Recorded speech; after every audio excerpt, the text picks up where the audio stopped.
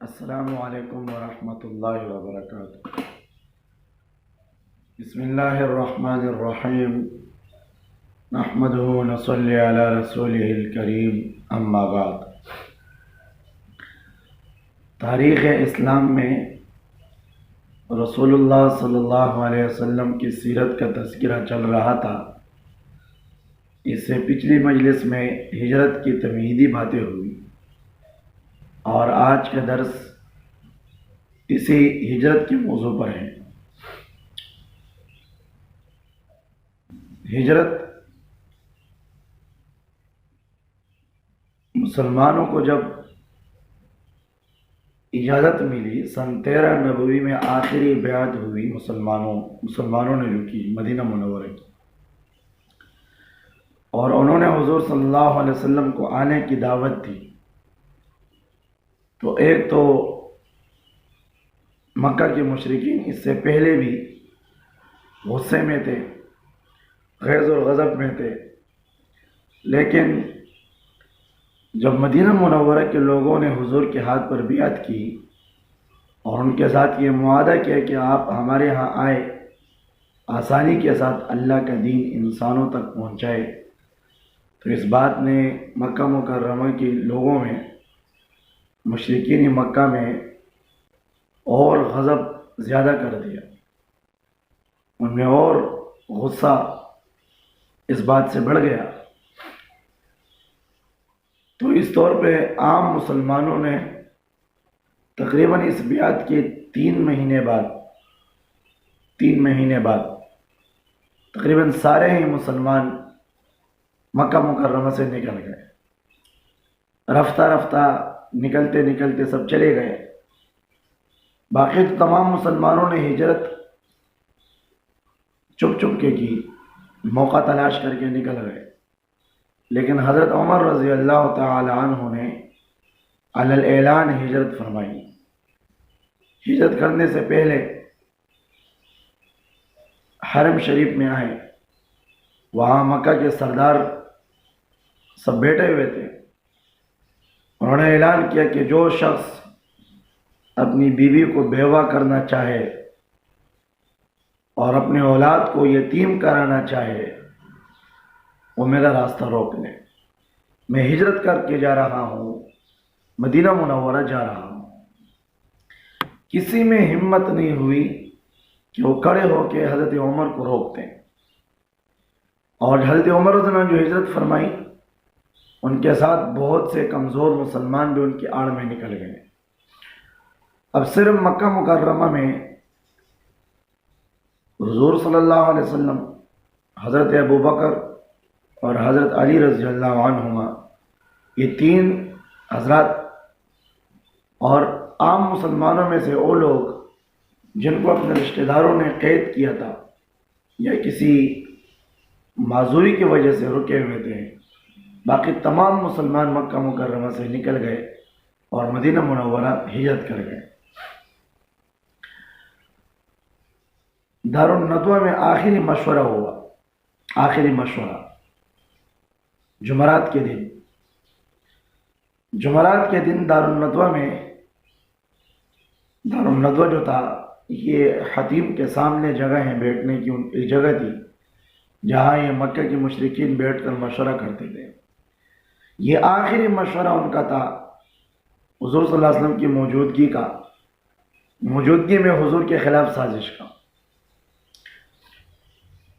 تو سردار سب بیٹھے ہوئے ہیں کہ اب کیا کیا جائے؟ بھائی ابھی سب مسلمان نکل گئے ہیں، ایسا نہ ہو جائے کہ کل یہ پیغمبر بھی نکل جائے، اگر یہ نکل گئے تو ہم ان کا راستہ آسان ہو جائے گا، یہ اپنا مشن اور اپنا دین آسانی کے ساتھ دنیا کے انسانوں تک پہنچا دے گا، کہ آج ہی اس کا کام پورا کرنا ہے، کیا کیا جائے؟ ان کا میٹنگ تھا، ان کا مشورہ تھا۔ تو میٹنگ کے دوران ایک اجنبی شخص، ایک بوڑھا شخص تھا اجنبی، جس کو کوئی نہیں جانتا تھا اس میں سے، وہاں موجودہ لوگوں میں سے، وہ اچانک آیا اور مشورے میں شرکت کی درخواست کی۔ لوگوں نے کہا کہ ہم آپ کو نہیں جانتے ہیں، آپ کون ہیں؟ اس نے کہا دیکھو تعارف تو ضروری نہیں ہے، لیکن اتنا سمجھو کہ جو مسئلہ آپ کو ہے یہ مسئلہ مجھے بھی ہے، ہم اپنے مسئلے میں اس پریشانی میں شریک ہیں، میں آپ کے ساتھ ہوں۔ ان کو بیٹھنے کی اجازت دے دی۔ تو جب مشورہ شروع ہوا تو پوچھا گیا کہ بھئی کیا کیا جائے۔ ایک سردار نے مشورہ دیا کہ بھئی اس نبی کو نظر بند کیا جائے، کسی گھر میں بند کر دیا جائے۔ وہ جو بوڑھا آدمی تھا باہر سے، انہوں نے کہا کہ یہ تو صحیح نہیں ہے، اس لیے صحیح نہیں ہے کہ اس کا قبیلہ طاقتور ہے، چھڑا لے گا۔ دوسرے نے مشورہ دیا کہ اس کو جلا وطن کر دو، ملک اور علاقے سے نکال دو۔ تو اس بوڑھے شخص نے اس پہ بھی رد کیا، کہا کہ نہیں یہ بھی صحیح نہیں ہے، اس کی زبان بہت میٹھی ہے، جادو والی زبان ہے، یہ جدھر جائے گا اپنی جادو کا اثر ضرور دکھا دے گا، جہاں جائے گا لوگ اس کی بات کو سنیں گے تو مان جائیں گے، اس کی زبان میں اتنی مٹھاس ہے۔ تو ابو جہل نے کہا کہ بھائی پھر ایسا کرتے ہیں کہ بھائی ہم اس کو قتل کرتے ہیں، العیاذ باللہ۔ جتنے قبیلے ہیں ہر قبیلے کا ایک ایک آدمی، 100 آدمی تقریباً اکٹھے ہو گئے، ہر قبیلے والا اپنے میں سے بہادر آدمی چن کر ہمیں دے دے، یہ سارے لوگ مل کر حملہ کریں گے اور حضور کو شہید کریں گے، ان کو قتل کریں گے، العیاذ باللہ۔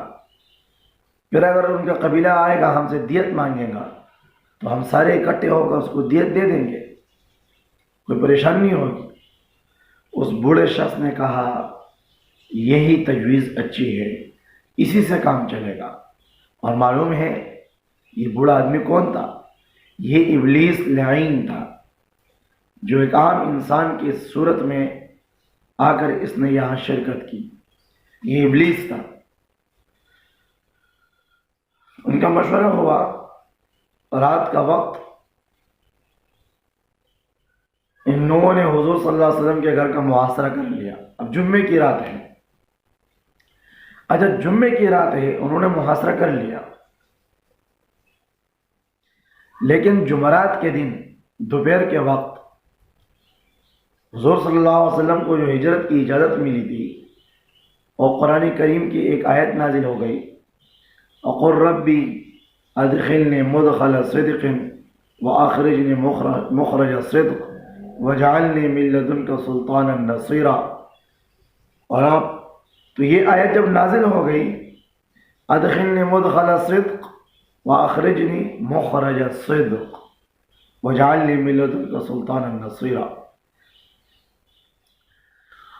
تو یہ اجازت آپ کو ملی ہجرت کی۔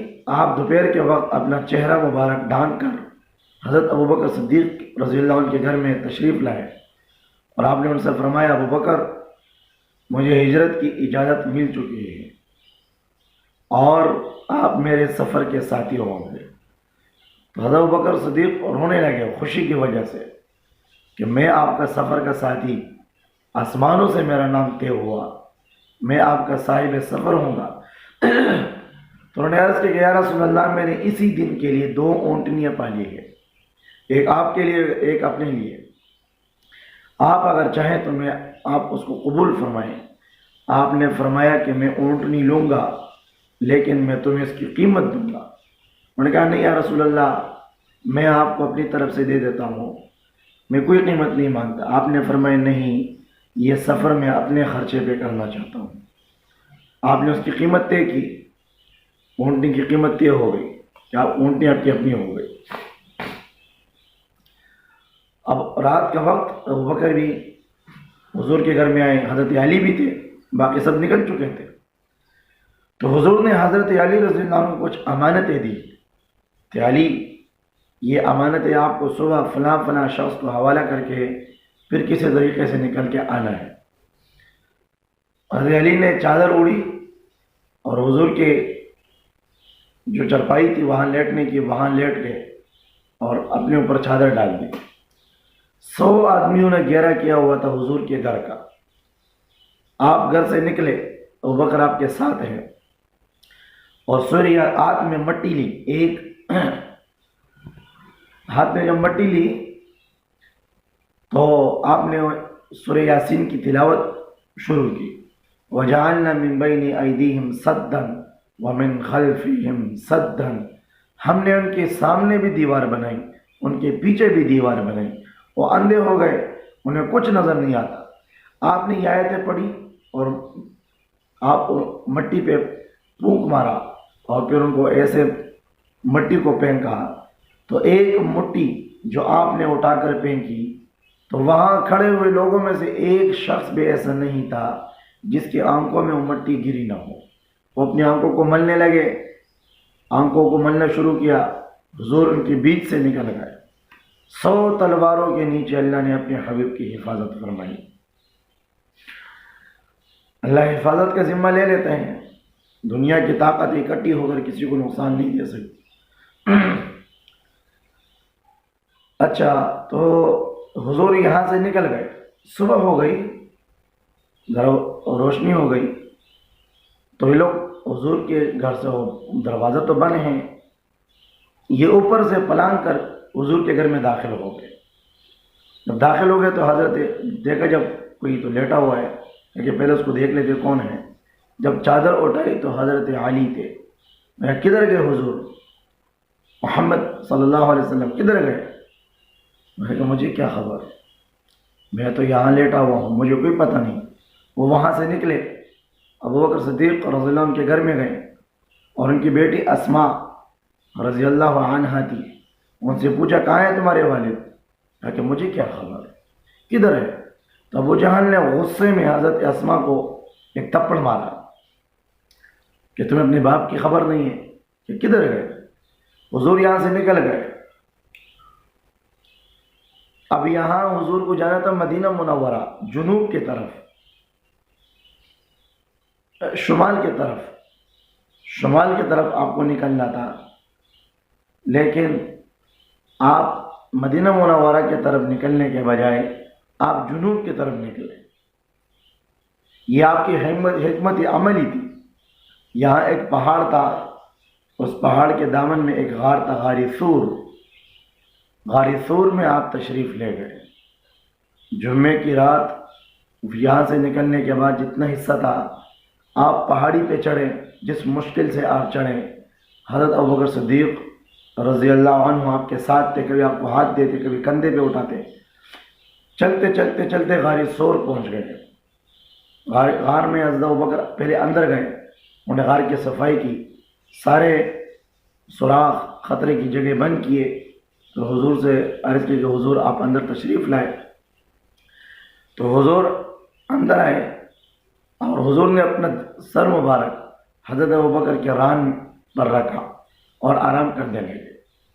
ایک سوراخ حضور حضرت ابوبکر کے پاس جو چادر تھی، وہ چادر ٹکڑے کو ٹکڑے کر کے انہوں نے اس جگہوں میں رکھ دیے تھے، لیکن ایک سوراخ باقی تھا، اس پہ اپنی ایڑی رکھ دی۔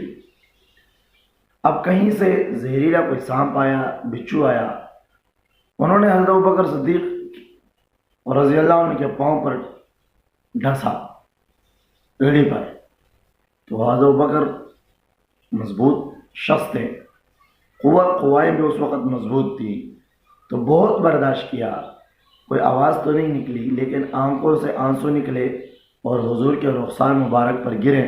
آپ اٹھے، آپ نے پوچھا ابوبکر کیا ہوا؟ انہوں نے عرض کیا کہ یا رسول اللہ بس کچھ نہیں، کسی زہریلا چیز نے مجھے کاٹ دیا۔ آپ نے دم فرمایا تو فوراً حضرت ابوبکر ٹھیک ہو گئے۔ وہاں دیکھا گیا تو سانپ تھا۔ اس سانپ نے کہا میں کتنے عرصے سے تیرے دیدار کے انتظار میں ہوں، میں نے بہت کوشش کی کہ میں کسی جگہ سے نکل جاؤں، لیکن اس نے سارے سوراخ بند کر دیے تھے۔ یہاں آ کر میں نے دیکھا تو میرے پاس کوئی اور حل نہیں تھا، اس لیے میں نے ان کو مجبوراً ڈھانسا کہ میں حضور کی زیارت کر لوں۔ عام مخلوق بھی حضور کی زیارت کے لیے ترستی تھی، عام مخلوق اتنی ان کے ساتھ محبت انہیں پتہ تھا کہ دونوں جہانوں کے سردار ہیں۔ غار ثور میں آپ رہیں، یہاں حضرت ابوبکر صدیق رضی اللہ عنہ کے بیٹے آ کر ان کو صاحبزادے ان کے آ کر اطلاع دیتے تھے، خبر دیتے تھے کہ مکے کے حالات کیسے ہیں، اور ایک چرواہا جو بکریاں چراتے چراتے یہاں پہنچتا تھا، یہ غالباً حضرت ابوبکر صدیق رضی اللہ عنہ کا چرواہا تھا۔ وہ آ کر حضور اور حضرت ابوبکر کو دودھ پلاتا، وہاں سے گزرتے ان کو دودھ پلاتا۔ 3 دن تک آپ غار ثور میں رہے، 3 دن آپ نے یہاں گزارے۔ 3 دن کے بعد یعنی آپ جب وہاں سے نکلے مکہ مکرمہ سے، تو ربیع الاول کا مہینہ تھا، 2 تاریخ جمعے کی رات، تو جمعے کی رات بھی غار میں آ گئی، جمعے کا دن بھی، ہفتے کی رات ہفتے کا دن، اتوار کی رات اتوار کا دن، اسی طرح پیر کی رات آ گئی، پیر کے صبح آپ پھر یہاں غار ثور سے نکلتے ہیں۔ 3 راتیں آپ نے یہاں گزاری، کیونکہ صبح کے قریب ہی جمعے کا دن آپ غار میں گئے، پوری رات تو وہاں نہیں گزاری، تو جمعے کا دن، ہفتے کا دن، پھر اتوار کا دن، پیر کے صبح آپ یہاں غار ثور سے 5 ربیع الاول کو یہاں سے نکلتے ہیں پیر کے دن، اور آپ مدینہ منورہ کا سفر شروع فرماتے ہیں۔ راستے میں بہت سے واقعات پیش آتے ہیں، لیکن مدینہ منورہ جانے کا آپ کا طریقہ، آپ عام راستے سے نہیں جاتے، بلکہ آپ جو عام جو ہے آمد و رفت کا راستہ ہے اس سے نہیں جاتے ہیں، بلکہ آپ کنارے کنارے سے جاتے ہیں، نیچے کسی دوسرے راستے کو آپ اختیار فرماتے، کبھی آپ عام راستے پر آتے، کبھی نیچے اترتے۔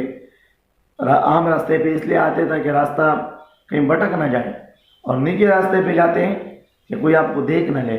یہ آپ کی حکمت عملی تھی، اور آپ نے ابھی مدینہ منورہ کا سفر شروع کیا۔ یہ تقریباً 7 دن کا سفر ہے، 7 دن کا۔